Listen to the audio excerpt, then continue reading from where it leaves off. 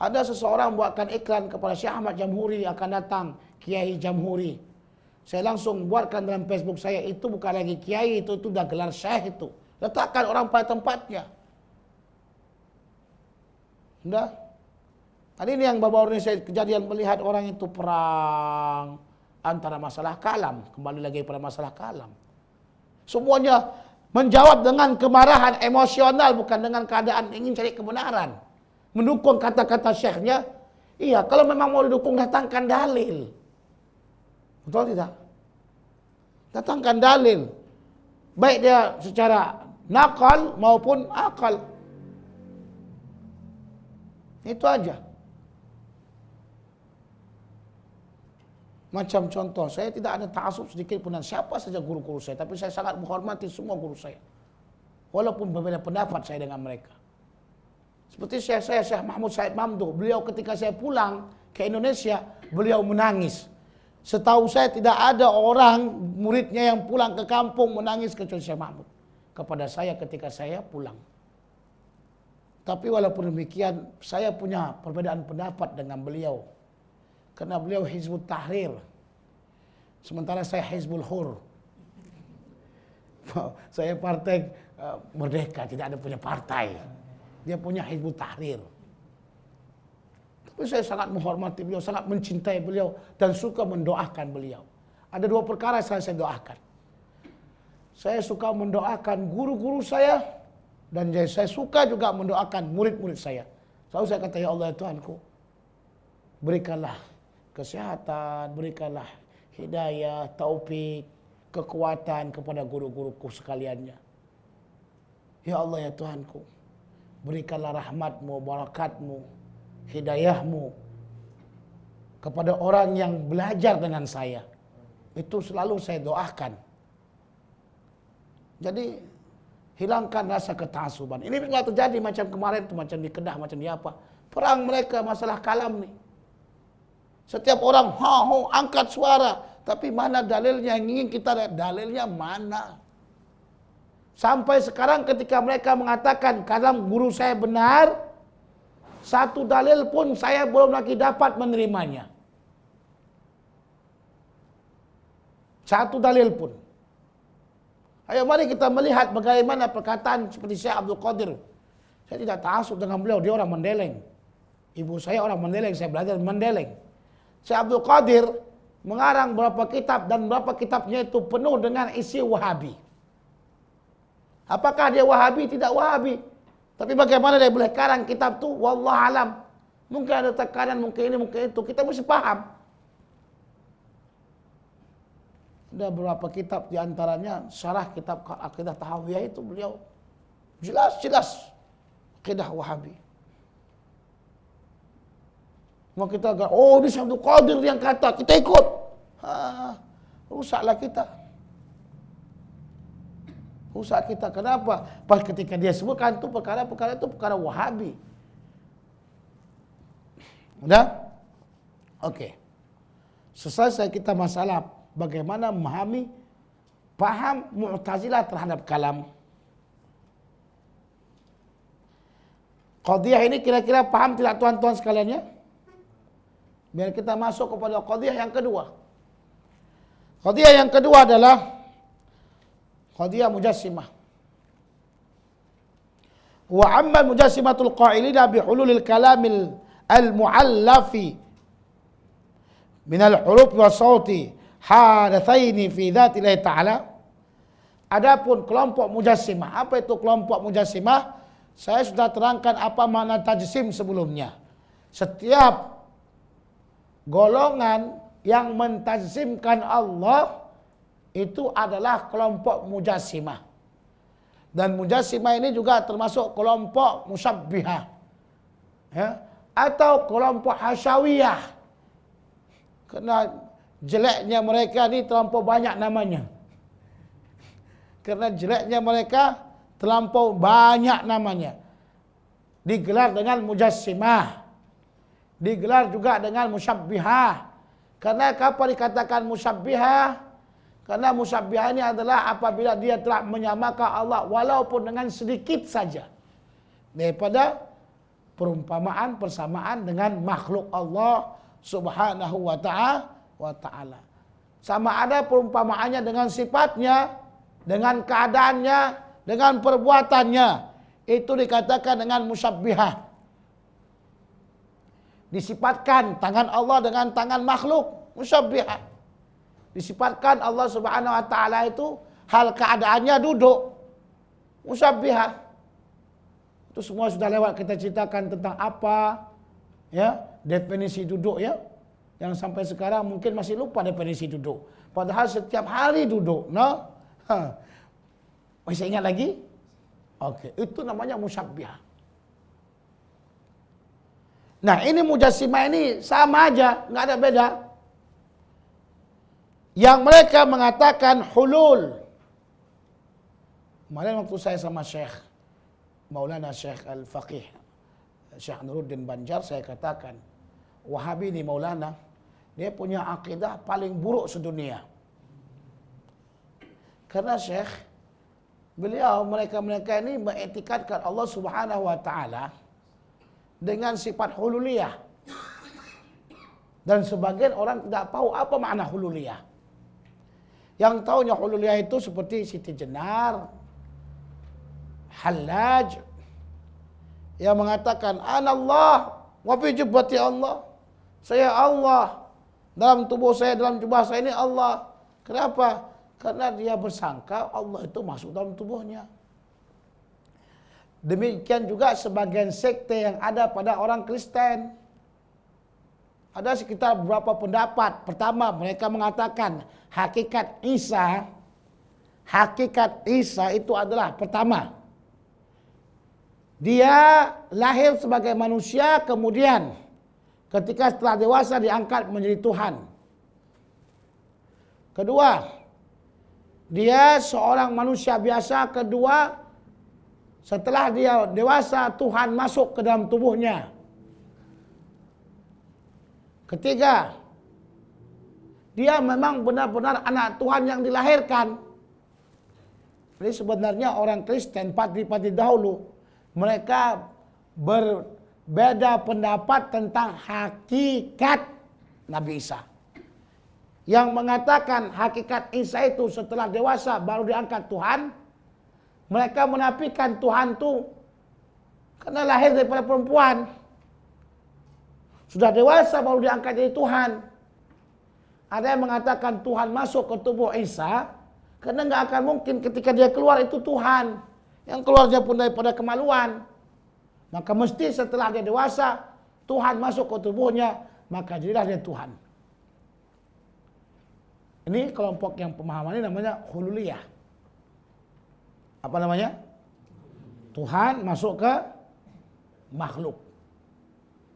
Dalam pendapat orang Al-Wahabiyah, Al-Mujassimah, ketika Tuhan dalam hadis Nabi SAW yang sahih, sepertiga malam akan turun ke langit dunia. Terus hadisnya panjang, tapi saya pendekkan di sini. Kalaulah sampai kepada langit dunia, definisi langit dunia adalah langit yang paling dekat dengan bumi. Maka Tuhan telah melewati langit yang ke-7, ke-6, ke-5, ke-4, ke-3 dan ke-2. Paham? Berarti Tuhan telah masuk kepada langit. Dan berarti Tuhan telah masuk kepada makhluk. Setiap khalik masuk ke makhluk namanya hulul. Oke. Ini juga hulul. Di mana letak hulul? Mujassimah mengatakan dengan masuknya kalam yang terdiri dan tersusun daripada huruf dan suara, yang keduanya ini baharu pada zat Allah.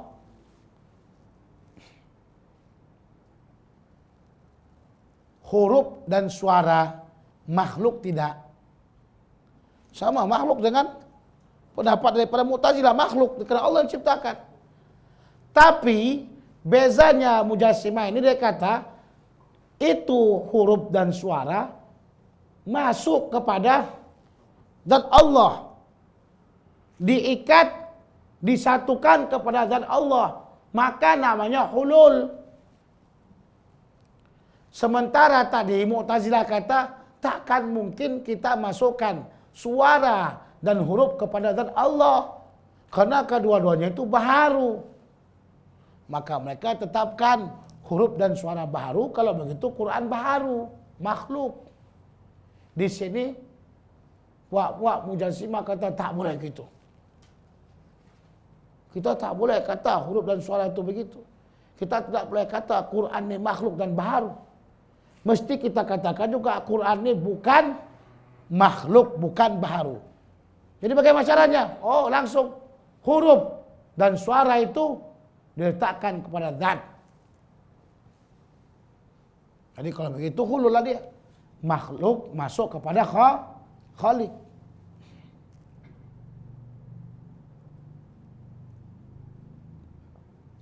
Faqad nadharu fil aqwali wa ajabuhum ba'du jihatin nazar indal mu'tazilah. Wa qalu sallamna min mu'tazilah bil muqaddimatil ula wa huwa annahu la yujadul kalamu illa biharfin wa sautin. Mereka telah teliti daripada perkataan-perkataan yang dahulu daripada ulama-ulama. Yang paling mereka herankan dengan perkataan daripada pandangan orang-orang terdahulu daripada kalangan orang Mu'tazilah. Mereka mengatakan, kami terima muqaddimah pertama daripada perkataan Mu'tazilah. Apa dia? Yang saya katakan tadi. Kami tidak dapatkan kalam itu kecuali dengan huruf dan suara. Berarti Wahabi atau Mujassimah mengatakan, kami juga tidak mendapatkan kalam itu kecuali dengan huruf dan suara. Sudah? Kemudian, ini muqaddimah yang pertama, muqaddimah kedua. Ini karena mantik masuknya ini, pakai muqaddimah, no?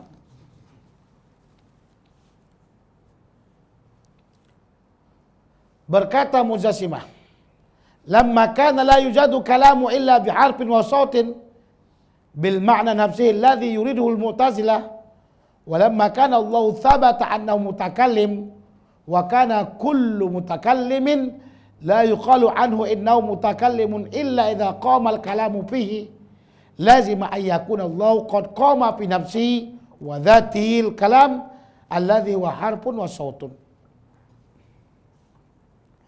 Manakala tidak didapati perkataan kecuali mesti dengan huruf dan suara.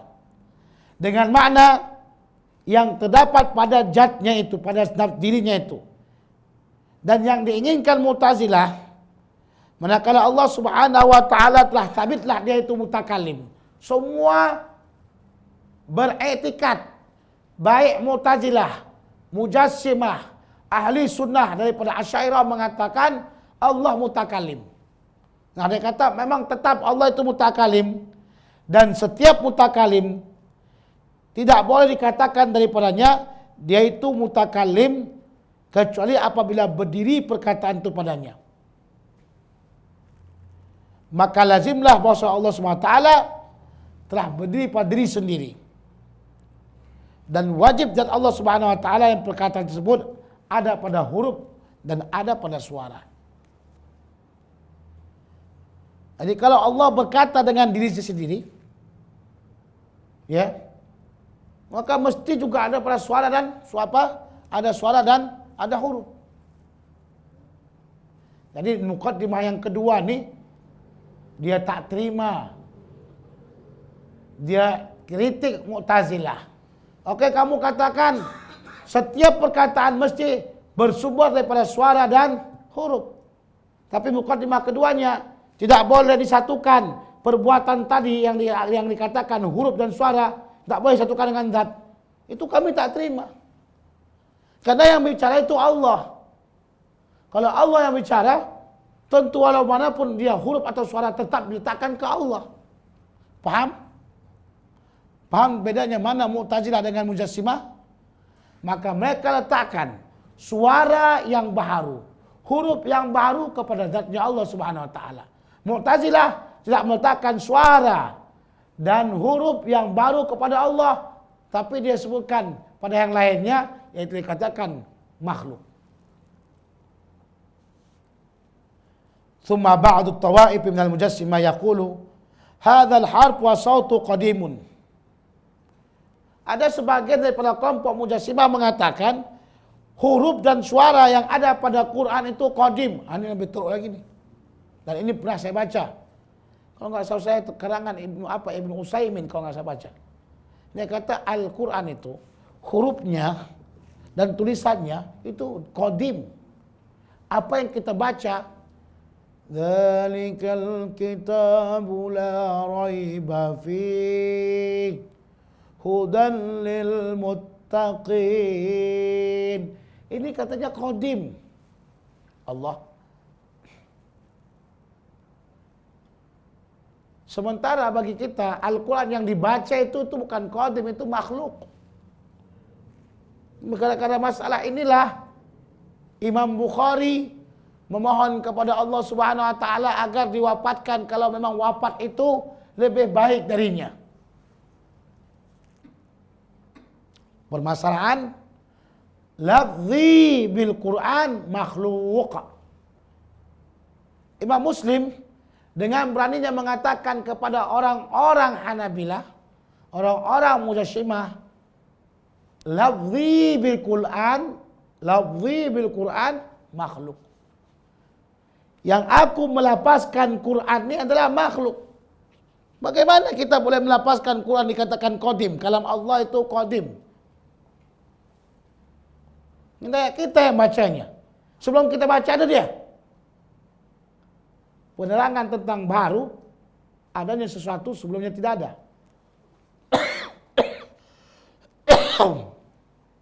Nah, sebelum saya baca Quran, ada Quran tuh yang kita baca. Kok nggak ada? Ada dia ketika saya baca. Ini bukan Quran yang ditulis dah. Kita bicarakan dulu tentang Al-Quran yang kita baca. Wadduha wal laili idza saja. Sebelum saya baca wadduha ini ada suara bacaan itu. Tidak ada, berarti apa? Baru.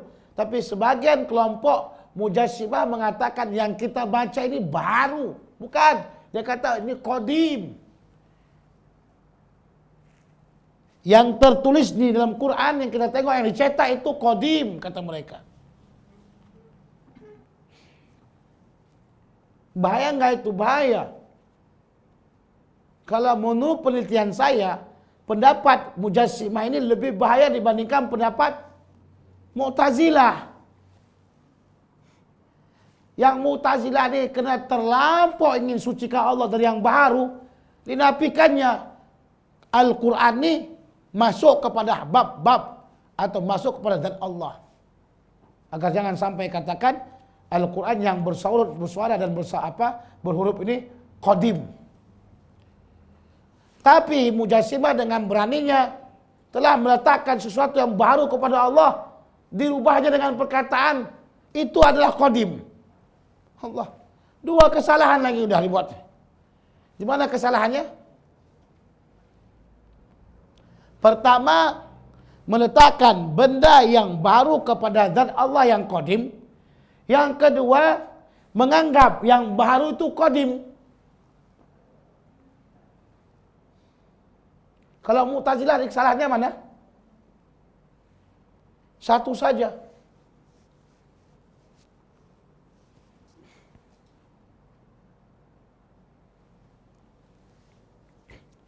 Ini semuanya berasalkan, kesalahan ini semuanya berasalkan karena mereka mengingkari adanya kalam nafsi. Mana sumbernya? Setelah mereka sepakat Allah mutakallim, tapi mereka berbeda pendapat dengan hakikat kalamnya Allah. Sumber letak kesalahan itu pada awalnya adalah disebabkan mereka tidak mau menerima adanya kalam nafsi. Jadi kita tengok insyaAllah ta'ala biidznillah selanjutnya apa itu kalam nafsi.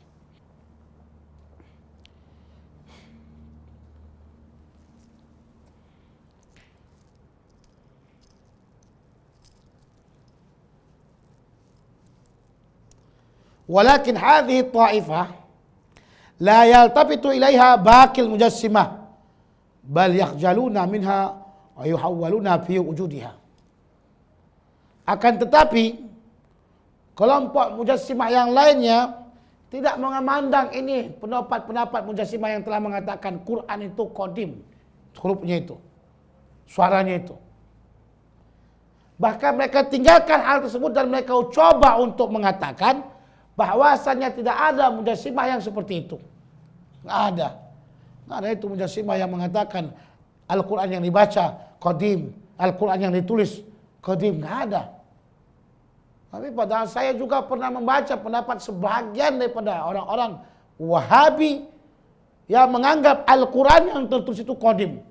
Menganggap Al-Quran yang makruh yang dibaca itu qadim. Kalau tak, kenapalah boleh Imam Muslim mengatakan walabzi bil Quran makhluk. Kalau tidak, kenapalah Imam Bukhari terfitnah dalam masalah ini sehingga beliau minta doa agar diwafatkan. Imam Bukhari ketika itu diserang. Maka orang mengatakan kepada Imam Bukhari, "Ya Bukhari, ma ra'yuka fi lafz?" Apa pandangan kamu dengan lafaz? Maksudnya lafaz bagaimana? Lafzi bil Quran. Lafaz yang kubaca Al-Quran itu. Apakah makhluk atau qadim? Maka beliau mengatakan seperti itu. Tidak dengan jelas, tetapi orang paham dengan perkataannya. Orang sebutkan apa yang dikatakan. Bukhari kata walafzi bil Quran makhluk. Maka orang memidnahnya, memusuhinya. Hal ini disebutkan oleh Imam Az-Zahabi dalam kitab Syiar I'lamul Bala. Permasalahan yang terjadi kepada Imam Bukhari dalam masalah lafzu. Maka di sinilah letak kesalahan juga yang telah diungkapkan oleh imam-imam yang lain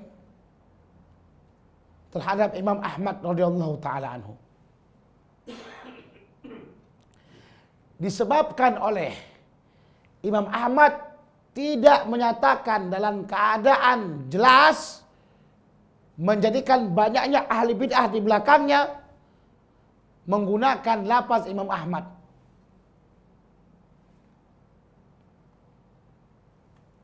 Sebenarnya Imam Ahmad tidak mengatakan Al-Quran yang dibaca itu adalah qadim. Dan Imam Ahmad juga tidak mengatakan bahwasanya Al-Quran yang ditulis ini qadim. Tidak pernah. Imam Ahmad melarang orang mendalamkan permasalahan tersebut. Imam Ahmad mengatakan ini perkataan belum pernah kita dengarkan, tak boleh kita cakap. Jangan sebut-sebut hal tersebut. Itulah perkataan Imam Ahmad. Jadi beliau inginkan orang jangan asik bicara hal seperti itu karena hal itu tidak ada zaman dulu. Itu apa ditanyakan lafzi bil Quran. Tapi di sini letak kesalahannya. Dengan adanya perkataan seperti itu, orang-orang ahli bid'ah mencoba untuk memasukkan perkataan itu, mengatakan ini adalah perkataan Imam Ahmad. Ketika Imam Ahmad melarang orang mengatakan walafzi bil Quran makhluk, maka orang mengatakan itu salah. Imam Ahmad sebagai guru kami mengatakan Al-Quran itu yang dibaca qadim. Allah. Sini saya baca permasalahan yang ada dalam Syiar I'lamul Bala dan kitab Bidayah wa Nihayah. Dalam hal ini yang benar adalah Imam Bukhari.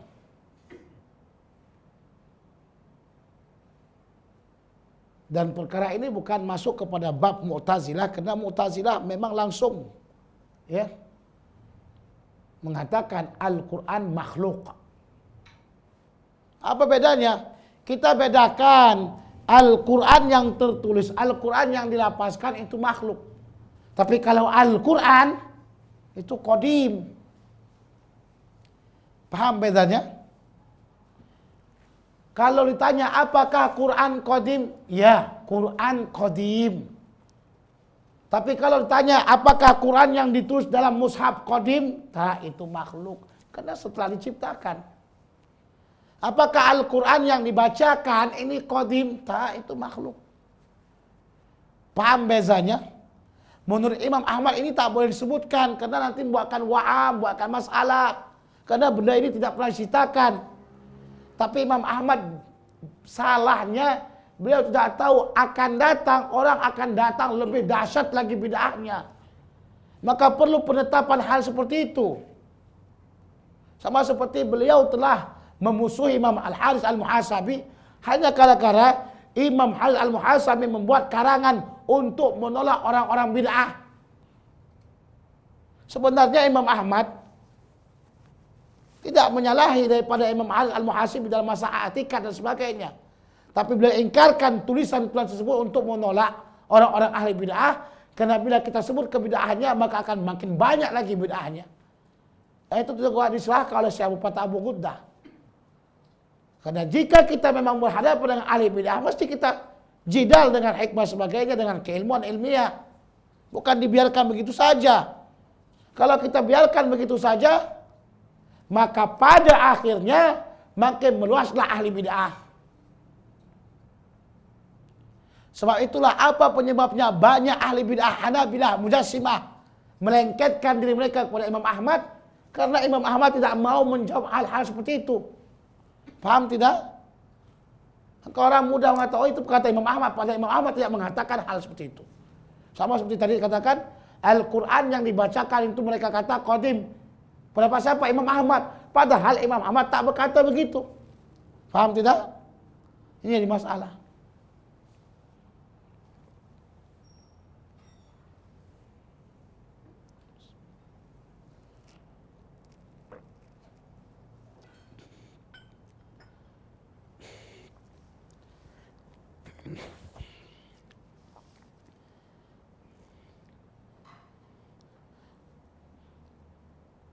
Oke, sudah selesai kita Mujassimah. Masuk kita kepada madhab yang sesat juga, yaitu madhab Karamiyah bersamaan dekat dengan Mujassimah. Wa amal Karamiyah tu faqad farraqu bainal qawli wal kalam. Karamiyah ini telah membedakan antara kaul dan kalam. Padahal kaul kalam sama aja. Tidak ada beza. Faqalu innal munazzama minal hurufil masmu'ati ma'a hudutsihi qa'imun bidzatillahi ta'ala wa annahu qaulullahi ta'ala la kalamuhu. Sesungguhnya yang tersusun daripada huruf-huruf yang didengar daripada hal yang baru ini itu berdiri pada zat Allah Subhanahu wa taala dan ini disebut qaul Allah. Sekali lagi, huruf-huruf yang tersusun yang didengar oleh telinga, yang ini adalah baharu, ini merupakan kaul Allah, bukan kalam Allah. Kalau begitu berarti macam Quran kan, tersusun huruf. Itu kaulnya Allah. Wa innama kalamuhu qudratu ala takallum wa huwa qadim. Sesungguhnya kalamnya Allah itu adalah kuasanya Allah untuk bicara dan ini adalah qadim. Jadi Al-Karamiyah membezakan antara kalam dan kaul. Fal kaul itu baharu, wal kalam itu qadim. Apa dikatakan kaul tadi? Susunan huruf-huruf yang mengeluarkan suara didengar oleh telinga yang dianya merupakan benda yang baru berdiri pada zat Allah. Ini dikatakan kaul Allah. Sementara kekuasaan atau kudrahnya Allah untuk berbicara ini dikatakan dengan kalam.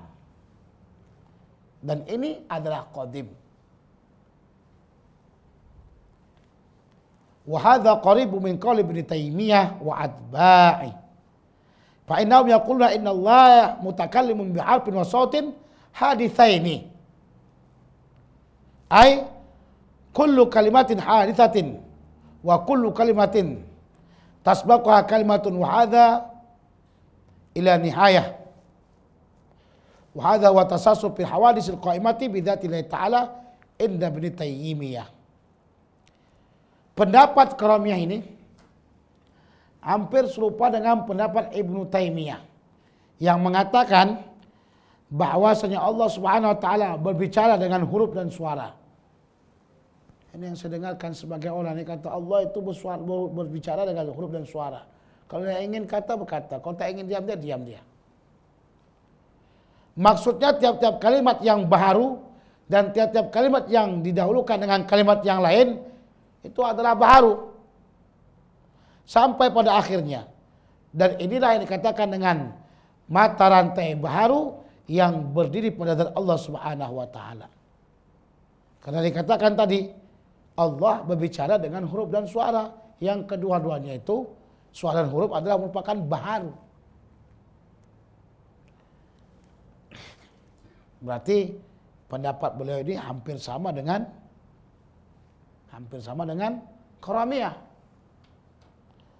Wa qad nassu ala dhalika aidan Ibnu Abil Izz fi syarhi ala Tahawiyah. Dan juga telah menyebutkan hal ini Syekh Ibnu Abil Izz Al-Hanafi. Ini merupakan murid daripada muridnya Imam Ibnu Taimiyah. Ini saya harapkan jangan, kalau enggak kita pandai hebat dalam tauhid, jangan baca kitab beliau Syarah Aqidah Tahawiyah. Ibnu Abil Izz Al-Hanafi ini adalah sama akidahnya dengan Ibnu Taimiyah. Wadda'a anna hadzal qaul qaul ahli sunnah wal jamaah wa aimatul hadis. Dan dia mengakui perkataan seperti perkataan Ibnu Taimiyah ini adalah merupakan perkataan ahli sunnah wal jamaah dan ulama-ulama ahli hadis. Orang kata perkataan sesat cengeng ini ditempelkan ke ulama ahli hadis. Apa banyak orang yang sesat? Betul tidak? Apalagi Ibnu Taimiyah itu ulama hadis. Alim kah dia? Alim. Siapa kata tak alim? Cuman jangan lupa kita. Hidayah itu hanya Allah yang beri kepada orang-orang yang Allah inginkan. Jangan salah kita. Iblis tuh alim tak? Alim tak iblis? Saya ngaku, saya ini paling jahil pada iblis. Ngaku saya. Alim sekali beliau. Tapi hidayah Allah berikan kepada orang-orang yang Allah inginkan. Tapi kalau saya tak berani nak katakan Ibnu Taimiyah itu kafir. Yang boleh saya katakan, kata-katanya yang memang mengarah kepada kekafiran itu boleh kita katakan perkataannya itu kata-kata kafir. Tapi apakah Ibnu Taimiyah kafir? Apa itu perbedaannya ada. Apa yang dia ungkapkan dengan kata-kata kafir itu adalah kata-kata yang dapat mengkafirkan. Tapi apakah Ibnu Taimiyah kafir? Saya tidak tahu. Oh, tapi dia tuliskan, dia etikatkan, iya. Tapi waktu dia meninggal dunia, saya tidak ada di sebelahnya. Betul tak? Ketika dia di sebelahnya, kita di sebelahnya, mungkin kita tahu. Ini saya tidak ada sebelahnya. Jadi mungkin saja dia meninggal itu dia bersyahadah kembali. Mungkin saja dia meninggal, dia tarik kata-kataannya kembali. Mungkin tidak. Makanya saya tidak berani mengkafirkan. Sebab ada kawan-kawan kita yang mencoba untuk mengatakan kepada saya supaya saya mengkafirkan Ibnu Taimiyah. Saya cuma boleh mengatakan kalau perkataan Ibnu Taimiyah yang mengkafirkan itu dapat mengkafirkan. Tapi zat saksi Ibnu Taimiyah apakah kafir, saya nggak berani. Paham bezanya ya? Orang yang punya akal paham tuh kata-kata saya seperti itu, sehingga kita jangan mudah mengkafirkan orang. Contoh, ada orang mengatakan Allah Subhanahu wa taala berbicara dengan huruf dan suara. Ini kan perkataan kafir ini. Musabbihah. Bila diungkapkan orang itu boleh kafir. Tapi apakah dia kafir? Dalam keadaan mati kafir? Enggak berani saya katakan dia kafir. Karena orang kafir kalau dia sholat, sholatnya enggak sah. Tapi Islamnya sah. Kenapa begitu? Karena syahadah asyhadu an la ilaha illallah wa asyhadu anna Muhammad Rasulullah dalam tahiyatul akhir. Paham?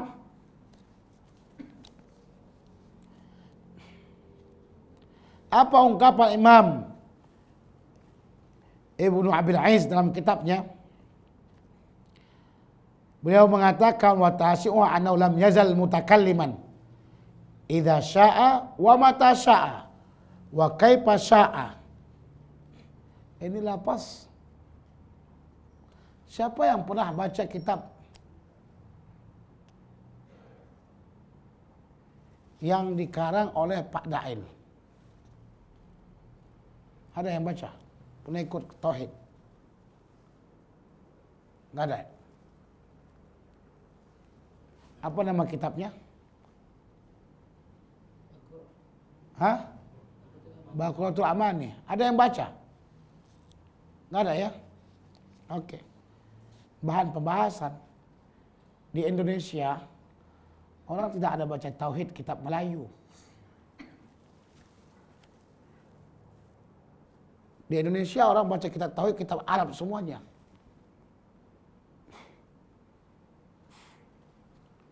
Sebab itu di Indonesia, selama saya belajar kitab tauhid, tidak pernah dibagikan oleh ahli sunnah wal jamaah dengan 4 kalam.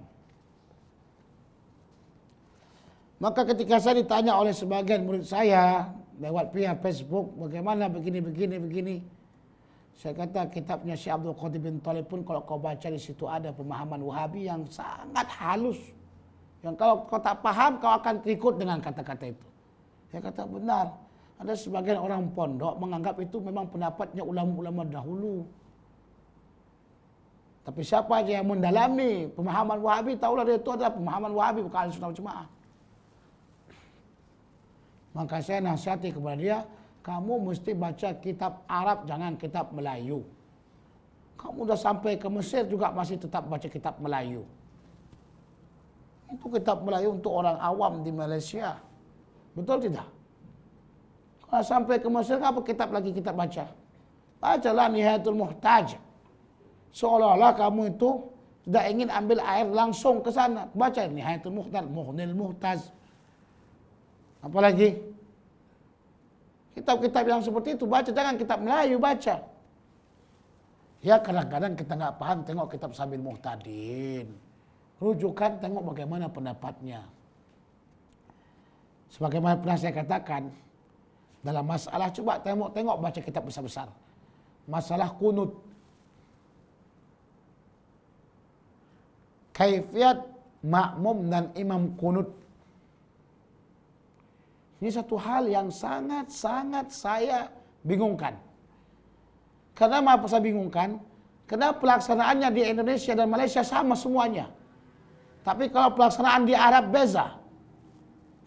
Coba kamu dulu tengok di Arab sana, di Mesir kami itu kalau kunut, ya, nggak ada berhenti, nggak ada imam tuh nggak ada, sampai akhir dia akan jaharkan. Allahumma hdina fi man hadait, sampai masalah memuji. Ya, fa innaka taqdi wa la yuqda alaik. Itu semuanya dijaharkan. Di Suriah juga demikian, di Makkah juga demikian. Ini sampai ke Malaysia dan Indonesia, ketika waktu masa memuji, ya, imam makmum semua diam. Sampai wasallallahu alaihi Muhammad. Jadi waktu pernah saya jadi imam di Mesir sana, belakangnya semua orang Mesir, saya buat begitu. Orang Mesir tanya, kenapa disirkan akhirnya? Saya kata, begitulah mazhab Indonesia. Begitulah mazhab Indonesia. Manakala saya pulang ke Indonesia, datang kumpulan-kumpulan ustadz yang mau menanyakan kepada saya. Tamatan Suriah, tamatan Makkah, tamatan India, tentang perkara itu. Yang mereka telah merujuk kitab-kitab besar bahwasanya tidak ada sir. Sama ada imamnya menjaharkan, makmumnya imma, ya, ikut mengaminkan atau ikut makmumnya mungkin baca juga. Ada 3 gaya cara untuk makmum. Atau makmumnya mengatakan nashad. Jadi nggak mungkin makmum kata nashad kalau imamnya sir kan? Gak mungkin itu. Jadi manakala saya buka kembali kitab-kitab besar, Nihayatul Muhtad, Mughnil Muhtad, semuanya. Sampai saya buka sambil muhtadin, ternyata memang jangan dulu kitab Arab, ya Melayu juga sebutnya itu. Sambil muhtadin. Ternyata memang imamnya menjahar sampai habis. Tapi nyatanya amalan kita orang Nusantara semuanya sampai waktu pujian, thana, semuanya sir. Saya tak mau mengatakan ulama-ulama itu salah, tapi saya sangat hebat berpikir kenapa terjadi begitu, dari mana letaknya. Tapi saya tidak ingin memaksakan saudara-saudara untuk buat seperti itu. Tolong baca kitab-kitab besar. Ibaratnya tolong baca, ibaratnya. Kalau tidak paham boleh datangkan saya, ibarat itu bagaimana. Sudah pernah dengarkan permasalahan ini tuan-tuan? Pernah? Jadi tolong baca kitab Nihayatul Muhtaz. Kitabnya pun tak ada, macam mana? Mughnil Muhtaz. Apalagi kitab punya Imam Ibnu Hajar? Tuhfatul Muhtaz juga disebutkan. Hasyiah Tuhfatul Muhtaz juga ada disebutkan. I'anatut Talibin, itu paling dekat dengan kita, juga disebutkan. Hasyiah Turmasi juga disebutkan. Jadi perkara itu lebih 50 kitab menyebutkan. Ya? Perlu dibaca, makanya perlu dibahas.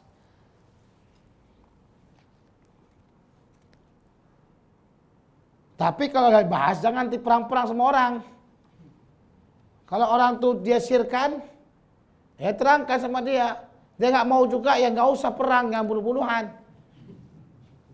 Jangan pula kerja seperti Wahabi juga. Ingin seperti kita juga, nggak boleh.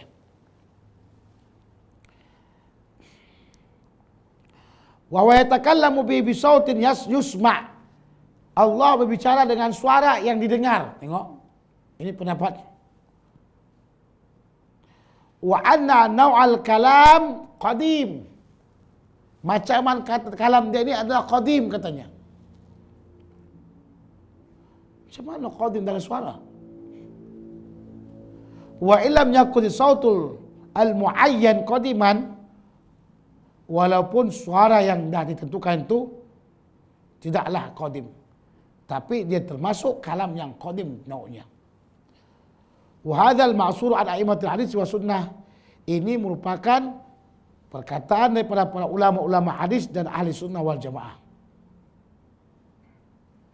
Wa hadhil kalimatu taqumu bi dzatillahi tsumma takhruju min dzatillahi fa yusma'ha makhluqatihi. Kalimat ini katanya berdiri pada zat Allah SWT, kemudian keluar daripada zat Allah SWT.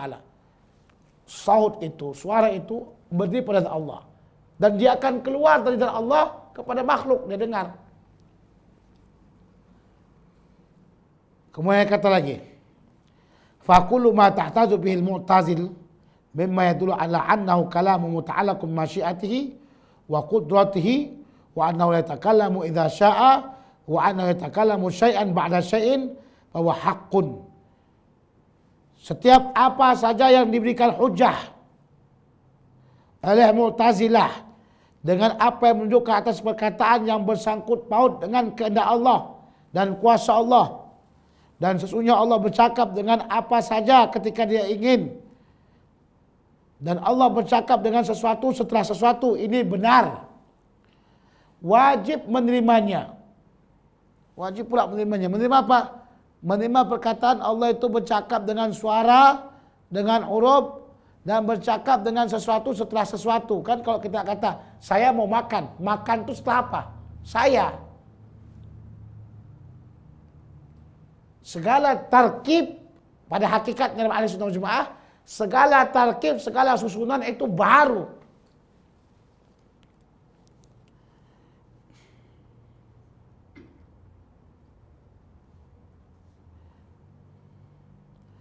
Wajib katanya menerimanya. Wa ma yaqulu bi, dan orang yang mengatakannya. Inna kalamallahi qaimun bidzatihi wa innahu sifatun lahu wa sifatun la taqumu illa bil mausuf. Fa huwa haqqun yajibu qabuluhu. Demikian juga perkataan orang yang mengatakan sesungguhnya kalam Allah itu berdiri pada zatnya. Sesungguhnya sifat bagi Allah. Kalam itu sifat bagi Allah. Dan sifat tidak akan berdiri kecuali pada yang disifatkan. Maksudnya berdiri pada zat Allah. Sekali lagi saya katakan, kalam Allah katanya berdiri pada zatnya. Dan itu merupakan sifatnya. Dan sifat itu tidak akan berdiri kecuali pada zat Allah. Atau yang disifatkan. Ini kata Ibnu Izz. Ya. Merupakan perkataan yang benar, wajib diterima. Itu Mujassim ini. Ibnu Abil Izz ini adalah mujassimah.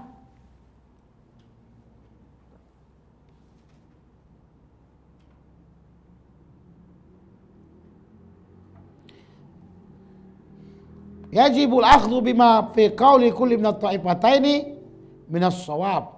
Wajib diambil dengan perkataan tersebut daripada dua golongan tersebut.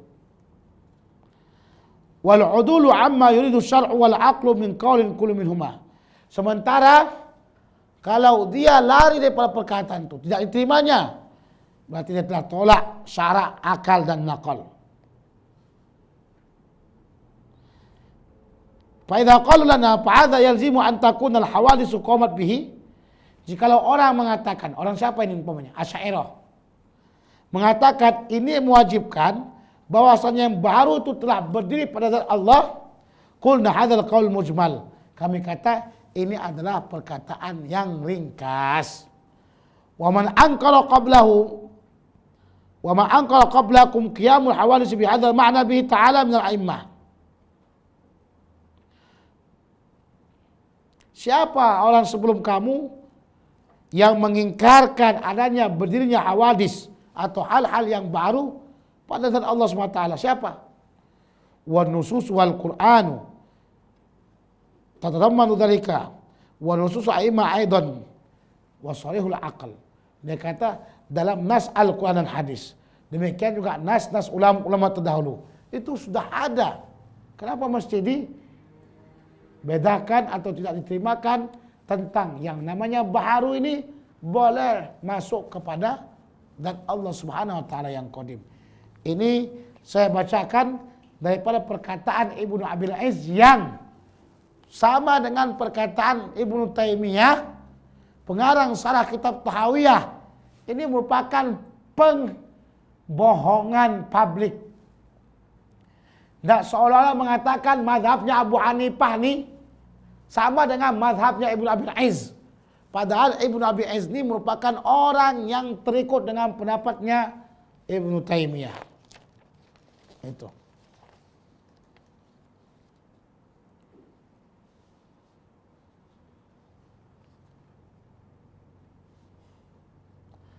Dari sini kita mengetahui kesalahan pendapat Ibnu Taimiyah dan Ibnu Abil Izz yang telah memasukkan sifat-sifat hawadis, sifat-sifat baru kepada zat Allah yang qadim. Apa kata Syekh Said Pudah menolak perkataan Ibnu Abil Izz ini? Kenapa saya ungkapkan hal ini? Karena kita jangan sampai terjatuh dengan perkataannya. Bahwa yasrau bi anna kalimatil Qur'ani haditsatun. Wa qad bayantu fil kasyifis shaghir annahum yaquluna inna Allah ta'ala yuhaddithuha fi dzatihi bi qudratihi wa iradatihi syai'an ba'da syai'in. Di sini Ibnu Abil Izz telah menjelaskan bahwasanya kalimat Al-Qur'an itu adalah baharu. Dan aku telah terangkan dalam kitabku Kasyif As-Shaghir bahwasanya mereka orang-orang Mujassimah atau Wahabiyah mengatakan bahwasanya Allah SWT yang telah menjadikannya dan menciptakannya pada zat Allah. Allah yang menciptakan pada zat Allah dengan kekuasaannya dan keinginannya. Nah, berkata Ibnu Utsaimin dalam kitab Syarah Wasithiyah. Ini juga kitab ini banyak sekali perkataan-perkataan dapat mengkafirkan dari kalimat-kalimat mujassimah. Ba'dama awrada ba'dul ayat, setelah dia sebutkan beberapa ayat, wa hadhil ayatu tadullu ala anna Allah yatakallamu bi kalamin haqiqi mata sya'a bima sya'a biharfin wa sautin masmu'in. Saya sebutkan ini satu lagi, udah saya ulangkan, gara-gara kita tak membaca perkataan Wahabi atau Mujassimah. Kadang kita baca kitab-kitab sembarangan atau kitab-kitab ulama yang besar menurut kita makan langsung. Contohlah dulu, kita paham tentang Syekh Abdul Qadir bin Talib merupakan ulama Ahlussunnah wal Jamaah. Ya, la syakka fi. Tapi ada beberapa kitabnya, kalau nggak salah 3 kitab dalam tauhid, terdapat di sana perkataan Wahabi. Karena kita thiqah dengan Syekh Abdul Qadir, kita baca kitabnya, maka kita akan lahap semuanya. Kenapa kita makan semuanya? Karena kita tidak tahu itu adalah pendapat daripada Wahabi. Lepas seperti ini telah diungkapkan juga Syekh Abdul Qadir dalam kitabnya Syarah Aqidah Tahawiyah. Saya ulangi apa kata-kata beliau. Ini ada dalam kitab itu juga. Ini ayat katanya menunjukkan atas Allah SWT berbicara dengan kalam yang hakiki. Bila-bila masa dia inginkan. Dan dengan apa yang dia inginkan. Dengan huruf dan suara yang didengar. Tapi katanya, la yasbahu aswatul makhluqin, maka tidaklah sama dengan suara makhluk. Hadhihi qaidatun fi imanina bi kalamillahi azza wa jalla. Inilah satu kaidah dalam iman kita dengan perkataan Allah. Adakah suara selain suara makhluk? Dia kata Allah bersuara tapi yang bukan seperti suara makhluk, katanya. Macam mana tuh? Saya dah bicarakan sebelum sama saudara-saudara sekalian, ya, Allah punya tangan tapi tak seperti tangan kita makhluk. Sudah saya katakan, kalau tak macam beginilah dia, berarti bukan tangan namanya. Paham tidak? Yang tangan tuh mesti seperti ini. Punya jari-jari, apa megang bagian atas. Paham? Yang suara itu yang bagaimana? Itu apa? Apa itu? Apa itu? Suara. Alif lam mim. Apa itu? Suara. Engkau bagai air yang jernih. Apa itu? Tunjukkan dulu macam mana, bukan seperti makhluk. Kalau tidak seperti itu, bukan suara namanya. Paham tidak? Ini namanya perkataan pembodohan. Perkataan pembodohan, sama seperti Allah punya tangan tapi tak seperti tangan kita. Habis macam mana? Adakah tak seperti ini dikatakan tangan? Ada tuh. Tolong kalau memang ada, doakan ke sini. Apa nih kepala orang nah? Nih. Apa namanya ini? Apa namanya ini? Serban. Kenapa dia kata serban? Karena diikat di kepala. Walau bagaimana bentuknya beza. Ini Ustaz ni pakai serban berapa tingkat Ustaz? 7 tingkat langit ni kan? 1, 2, 3. Dah, Ustaz ni pakai tingkat enggak, tapi dia pakai serban orang Kelantan. Serban juga namanya. Ini Ustaz ni, gaya serban apa nih Pak Ustaz? Gaya serban apa nih? Maksudnya tabligh. Ada berapa ekornya? 2. Itu pakai hadis 2 ekor itu hadis mungkar tahu. Hadis yang sahih Rasulullah gunakan serban 1 ekor saja. Jangan gunakan hadis yang mungkar. Sudah? Ustaz pakai serban? Enggak. Yang pakai serban, Azhar juga pakai serban merah. Enggak pakai ekor pula. Boleh tak? Masalah yang pakai ekor, miskin orang Azhar. Saya selalu gunakan serban Azhar, enggak ada pakai ekor.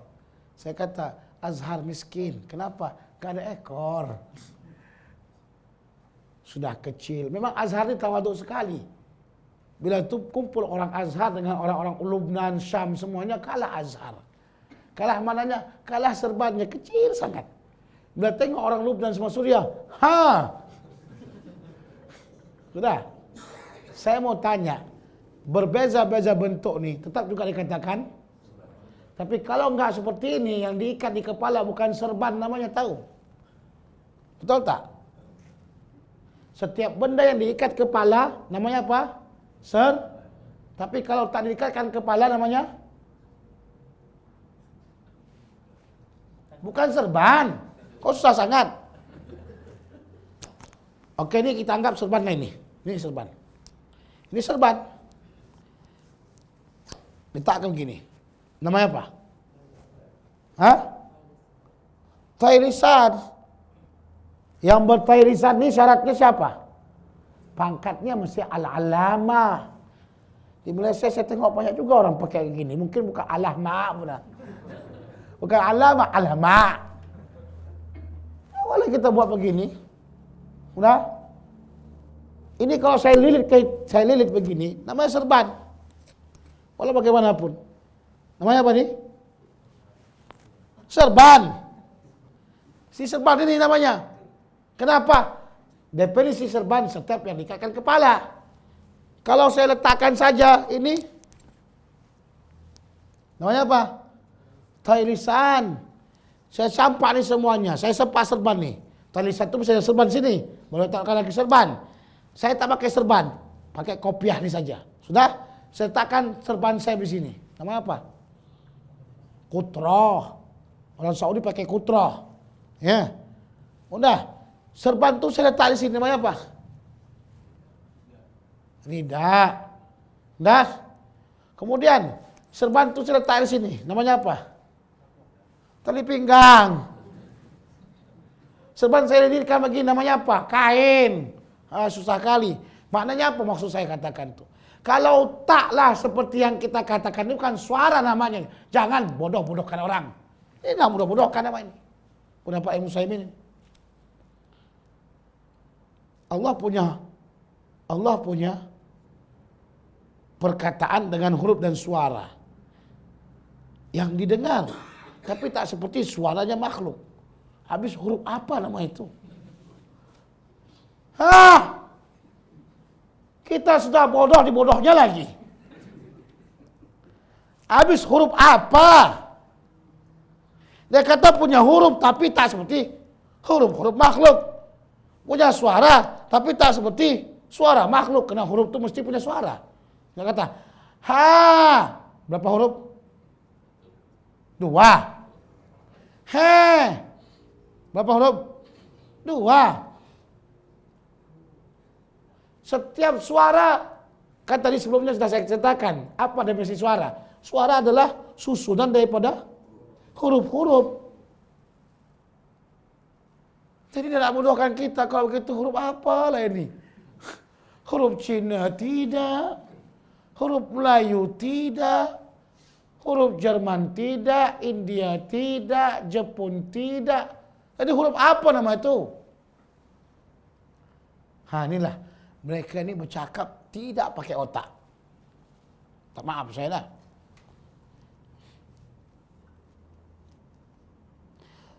Wal farqu bainal mujassimah wal mu'tazilah. Bezanya antara mujassimah dan mu'tazilah, innal mu'tazilata yaquluna innal harfa wa sawta yahdutsani fi ghairi dzati ilahiyah. Orang mu'tazilah kata bahwasanya huruf dan suara ini yang kedua-duanya adalah baharu, tidak berdiri pada zat Allah. Karena mereka ingin sucikan zat Allah itu bersama dengan baharu. Mustahil Allah bersama dengan baharu. Mustahil zat yang baharu masuk kepada zat yang qadim. Itu Mu'tazilah. Ammal mujassimah faqalu bal huwa hadisun fi dzati ilahiyah. Dia kata mujassimah ini huruf dan suara yang baharu Ini Allah jadikan kepada zatnya. Kepada apa? Zatnya. Subhanallah. Maka barulah kita, kalau Mu'tazilah di luar, kalau Mujassimah di dalam. Apa maksudnya? Mu'tazilah di luar zat, Mujassimah di dalam zat. Dari sini kita boleh mengetahui kalau menurut saya kedua-duanya salah, tapi yang paling bahaya adalah Mujassimah. Telah mensifatkan Allah dengan sesuatu yang tidak layak bagi Allah.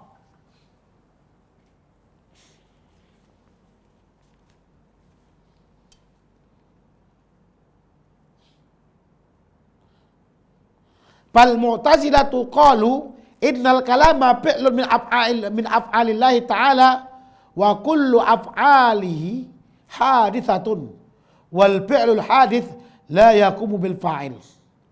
Mu'tazilah berkata, kalam Allah itu merupakan perbuatan daripada perbuatan Allah. Contohnya, Allah mematikan hambanya. Apakah mematikan itu pada zat Allah? Enggak kan? Di luar pada itu dibuatkan kepada hambanya. Itu pada perbuatan. Sebab itu perbuatan ini ya berubah-ubah. Sifat Allah qadim, tak berubah. Perbuatan berubah-ubah. Jadi kalau dikatakan sini, kalam Allah itu daripada perbuatan Allah. Kita orang ahli sunnah kata, kalam Allah itu sifat Allah. Mu'tazilah kata, fi'lullah, karena di luar zat Allah. Enggak akan mungkin dia lari pada Allah. Tetap masih ada ikatan dengan Allah, tapi dia perbuatan Allah. Dan tiap perbuatan Allah itu adalah baharu.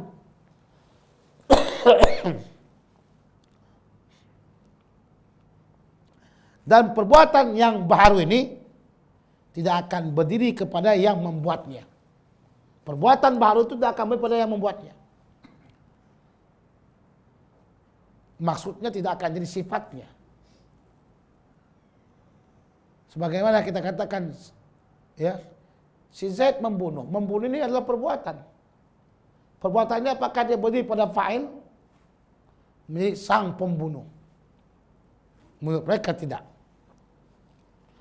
Amal Mujassimah, adapun si Mujassimah, faqalu, maka mereka mengatakan al-kalamu bima annahu hadisun wa yastahilu ayyakuma hadisun bila muhdith.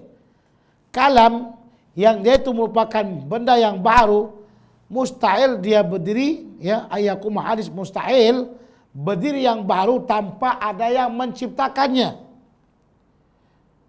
Fayajibu ayyakuna lil harfi wa sauti muhdith, maka wajiblah bagi huruf dan suara itu yang menciptakan. Faqala Ibnu Taimiyah, berkata Ibnu Taimiyah, al-muhdith wallahu nafsahu, yang menciptakan suara dan huruf itu Allah sendiri. Fallahu awjadal harfa wa sauta, Allah yang menciptakan huruf dan suara. Fi dakhili nafsihi, Allah yang menciptakan suara huruf pada dirinya. Jadi kalau Allah yang ingin menciptakan dengan kudrat iradahnya, apa salahnya? Kata mereka. Tsumma akhrajahu kharij nafsihi, kemudian Allah keluarkan dari dirinya dalam ketika berkata-kata. Wa kullu hadisin lahu bidayah wa lahu nihayah, maka tiap-tiap yang baru itu punya permulaan dan punya pengakhiran. Tapi yang ingat, yang baru tadi ini menurut mereka pada zat Allah, Allah keluarkan kepada makhluknya. Wa yaqulu aidan, berkata juga, innallaha yuhadditsul harfa wa sauta bi iradatihi wa qudratihi bi dzatihi. Allah yang telah menciptakan huruf dan suara dengan keinginan dan kuasanya pada zat Allah. Wa kullu kalimatin hadithatin wa kullu kalimatin sabaqaha kalimatun wa kullu kalimatin tatba'uha kalimah wa kullu hadhil kalimat min aswatin wa huruf. Tiap-tiap kata kalimat-kalimat yang baru dan tiap-tiap kalimat yang mendahulukan kalimat dan tiap-tiap kalimat terdahulu atasnya kalimat, ini semuanya adalah mengatakan jumlah daripada kalimat. Dan ini terdiri pada suara dan huruf. Semua kalimat itu akan terdiri pada suara dan huruf. Bina'an ala dzalika qala Mu'tazilah, kalamullah fi'lun min af'alillahi ta'ala lakin laisa qa'iman fi dzatillahi ta'ala bal fi ba'di makhluqatihi. Atau yang demikian, Mu'tazilah berpendapat kalam Allah adalah merupakan perbuatan daripada perbuatan Allah, akan tetapi tidak berdiri pada zat Allah, bahkan pada sebagian makhluknya. Ketika waktu bercakap sama makhluk. Ini perkataan daripada Mu'tazilah. Wa binala qaul Ibnu Taimiyah. Atas dasar perkataan Ibnu Taimiyah, alladzi wadahnahu, sebagaimana telah kami terangkan sebelumnya, yakunu kalamullahi fi'lan min af'alihi. Kalam Allah itu merupakan perbuatan Allah, li'annahu muratabatu ala qudrati wa iradatihi, karena dia tersusun atas kudrah dan iradah Allah, wa yakunu hadithan, dan itu merupakan benda yang baru, wa yakunu qa'iman fi dzatihi, akan tetapi dia berdiri pada zat Allah. Mu'tazilah kata tidak berdiri pada zat Allah. Mujassimah dan Ibnu Taimiyah mengatakan berdiri pada zat Allah. Mengaku dia itu baru tapi berdiri pada zat Allah. Walidzalika fa sifatun aidan lillahi ta'ala. Sebab itulah yang fi'il ini, perbuatan ini termasuk sifat juga bagi Allah. Kata perbuatan diletakkan ke zat berarti merupakan sifat. Falamma kana fi'lan kana hadithan. Manakala dia itu merupakan perbuatan, maka dia merupakan hal yang baru. Walamma kana qa'iman bi dzatillahi ta'ala sara sifatan lillah. Manakala dia berdiri pada zat Allah, diletakkan pada zat Allah, maka jadilah perbuatan itu menjadi sifatnya Allah. Li'anna kullama qama billahi yakunu sifatan lah. Karena setiap apa yang berdiri pada zat Allah, maka itu merupakan sifat bagi Allah. Paham? Paham-pahamkanlah. Ini ulangan-ulangan tadi itu juga gitu. Ya kan? Oke. Tengok jam berapa pula? Jam 11. Besok saya ada pagi-pagi ada acara Darul Hadis. InsyaAllah tinggal sikit lagi. Sabar ya. Kita masih lagi mengungkap cerita Al-Quran Kalamullah. Belum lagi masuk Minhul Bada. Belum sampai. Masih lagi dalam tahap tu. Mari kita lihat apa pendapat madhab Ahli Sunnah wal Jamaah Asy'ariyah. Lamma warada fil Qur'ani anna Allah yukallimu wa yatakallamu wa kadzalika fi sunnah. Manakala terdapat dalam Quran dan sunnah Nabi SAW bahwasanya Allah berbicara dan akan berbicara kepada makhluknya. Ya. Wa kana la yuqalu fil lughati, dan tidak dikatakan dalam bahasa wal huruf dan huruf. Inna ahadan mutakallimun illa idza kana muttasiban bi asli kalam. Sesungguhnya seseorang itu ya berbicara kecuali apabila dia bersifat dengan asal kalamnya. Wajib ayakun Allah Ta'ala muttasiban bi asli kalami. Wajib ayakun Allah Ta'ala muttasiban bi kalami. Walakin qala ahli sunnah wal jamaah. Maka wajiblah bagi Allah SWT bersifat dengan asal kalam itu. Apa pendapat orang ahli sunnah wal jamaah? Yang pertama dia ingin menyebutkan kalam itu bagaimana. Al-kalamu anwa. Kalam ini memiliki berbagai macam nau'. Pertama, ba'du muta'allaqun min harfin wa sautin. Sebagian kalam itu tersusun daripada huruf dan suara. Ibu Budi pergi ke sekolah.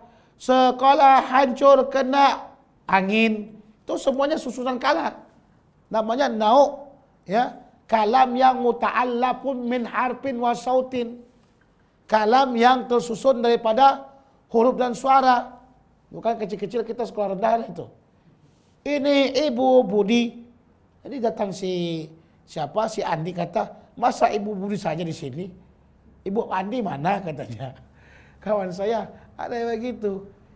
Ini Ibu Budi pergi ke pasar. Jadi si Andi kata, Bu, kenapa nama Ibu Budi saja ada di sini? Ibu Andi mana katanya? Ada anak kecil kan? Ini namanya perkataan yang didengar terdiri pada huruf. Wa ba'du laisa min harfin wa sautin. Ada pula kalam yang dianya tidak terdiri pada huruf dan suara. Jadi ada dua bahagian. Pertama, kalam yang punya suara dan huruf. Yang kedua, tidak.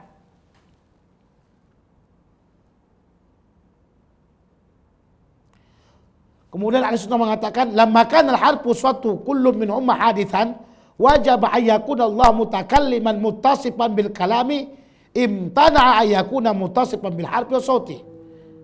Bal wajib an yakuna muttasifan bil kalami alladhi laysa huwa harfun wa sautun.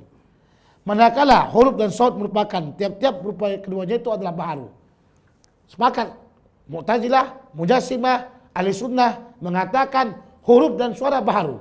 Sudah? Sementara wajib bagi Allah berbicara dan bersifat dengan kalam. Tapi tertegah bagi Allah Subhanahu wa taala bersifatkan dengan huruf dan suara. Kenapa? Mustahil bagi Allah bersambung dengannya perkara yang baharu. Maka wajiblah bagi Allah itu bersifat dengan kalam tapi tidak dengan huruf dan suara. Paham? Ini muqaddimahnya begini. Manakala kita tahu bahwasanya huruf dan suara itu merupakan hal yang baharu, sementara sebelumnya kita tahu Allah itu bersifatkan mutakallim dan bersifatkan kalam, sementara Allah mustahil baginya bersifatkan dengan huruf dan suara, maka wajib bagi Allah bersifat kalam dengan kalam yang tidak berhuruf dan suara.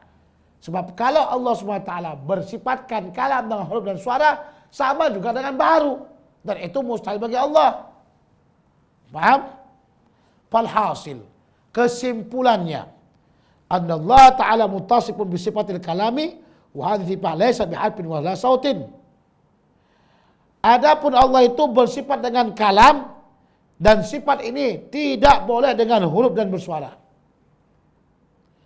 Wa ammal harf wa sautu inda ahli sunnah bahwa hadisun wal hadisu la yakumu bidzatillah.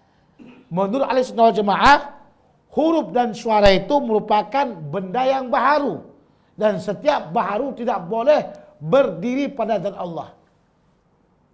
Setiap yang baharu tidak boleh berdiri pada zat Allah.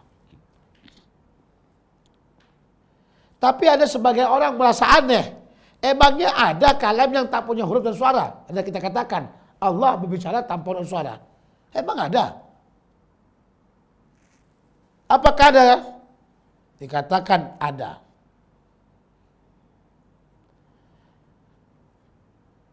Bagaimana? Ahli Sunnah mengatakan al-kalam idza kana biharfin wa sautin bahwa fi'lun min af'al. Kalam itu apabila dengan huruf dan suara maka itu bukan perbuatan. Wa idza kana bi ghairi harfin wa sautin bahwa sifat. Sementara kalam kalau tanpa huruf dan suara dia sifat. Dan kita sepaham. Kalam itu sifat Allah, bukan perbuatan Allah. Kalau huruf dan suara pastikan mesti dia sifat sesuai dengan pendapat daripada Mu'tazilah. Mu'tazilah ingin mengatakan bahwasanya kalam itu adalah fi'il.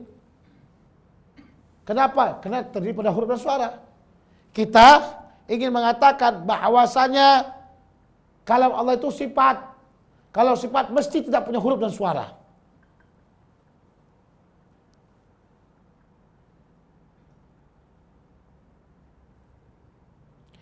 Wasifatu laysat bihadisah, sementara sifat bukanlah baharu. Kasair sifatillah subhanahu wa ta'ala, sebagaimana sifat-sifat Allah subhanahu wa ta'ala. Maka keputusan pertama mazhab Ahli Sunnah wal Jamaah, kalam sifat Allah bukan perbuatan Allah. Kenapa? Karena kalam Allah tidak terdiri pada sifat, tidak terdiri pada huruf dan saut. Ya, karena kalau terdiri pada saut dan huruf itu mesti fi'il. Sudah?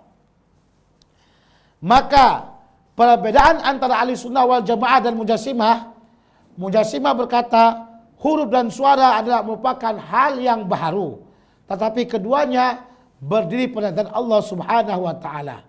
Sementara Ahli Sunnah wal Jamaah mengatakan huruf dan suara itu tidak mungkin kedua-duanya berdiri pada zat Allah Subhanahu wa taala, karena kedua-duanya itu merupakan hal yang baharu. Dan perbedaan kedua, Mujassimah menafikan asal sifat nafsiyah. Ini ada tuh sifat nafsiyah. Kita mensabitkan sifat nafsiyah. Dan ini merupakan ya hal yang disepakati di antara Mujassimah dan Mu'tazilah.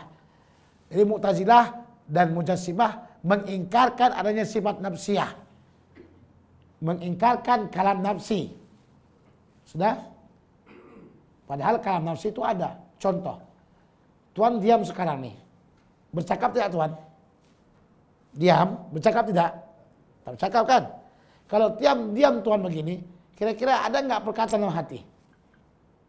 Ada nggak berkata? Ada, ya kan? Ada.